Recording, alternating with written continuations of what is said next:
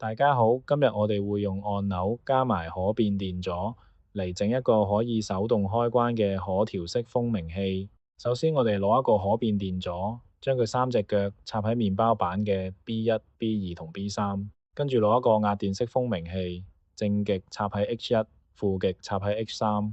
駁線方面，由蜂鳴器正極嘅 F1 拉一條線，直接駁去 Arduino 嘅數位腳位 D10，跟住我哋駁負極。由麵包板最側邊嘅負極槽駁一條線去 Arduino 嘅 GND 腳位，之後駁可變電阻，由 E1 駁去 F3，跟住 E2 駁去麵包板最側邊嘅負極槽。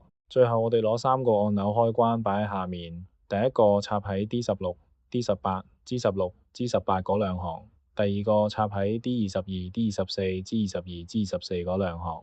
第三個插喺 D28、D30、G28、G30嗰兩行。第一個按鈕由 J16 駁一條線去麵包板負極，再由 J18 駁去 Arduino 嘅 D4 腳位。第二個按鈕由 J22 駁一條線去麵包板負極，再由 J24 駁去 Arduino 嘅 D3 腳位。第三個按鈕由 J28 駁一條線去麵包板負極，再由 J30 駁去 Arduino 嘅 D2 腳位。好，硬件駁線搞掂晒。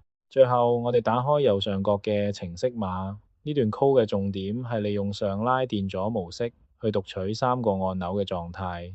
當偵測到邊一個按鈕被撳住，輸出變成 low 嘅時候，系統就會透過通函數叫偏10嘅蜂鳴器發出對應嘅音高。撳第一個掣就響中音 C，第二個掣響 E，第三個掣響 G。如果全部掣都放開，就會執行 no tone 熄咗佢。check 完個 code 冇問題，就可以點擊開始模擬。